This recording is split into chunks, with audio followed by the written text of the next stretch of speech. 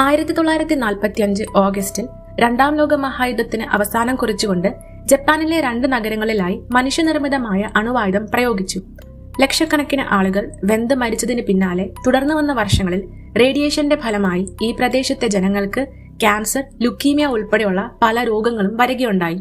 In fact സംഭവം നടന്ന് 77 വർഷങ്ങൾക്ക് ശേഷവും ഈ സ്ഥലം ഇപ്പോഴും ചെറിയ രീതിയിലെങ്കിലും കണ്ടാമിനേറ്റഡ് ആണ് because of radioactive fallout. ഫിഷനോ ഫ്യൂഷനോ വഴി പ്രവർത്തിക്കുന്ന ഒരു അണുവായുധം ഡെറ്റനേറ്റ് ആകുന്ന സമയത്ത് അതിലുള്ള റേഡിയോ ആക്റ്റീവ് വസ്തുക്കൾ ഏതാണ്ട് 80 കിലോമീറ്റർ ഉയരത്തിലാകും അന്തരീക്ഷത്തിൽ പടരുന്നത്. ഇതിൽ വലിയ പാർട്ടിക്കിൾസ് എക്സ്പ്ലോഷൻ നടന്ന ഗ്രൗണ്ടിൽ വീഴും. എന്നാൽ ഭാരം കുറഞ്ഞ വസ്തുക്കളും വാതകങ്ങളും അന്തരീക്ഷത്തിന്റെ മുകളിലോട്ട് പോകും. ഈ മുകളിൽ പോയവയുടെ പ്രോപ്പർട്ടീസ് അനുസരിച്ചിരിക്കും ഇതെപ്പ താഴെ വരും എന്നിരിക്കുന്നത്.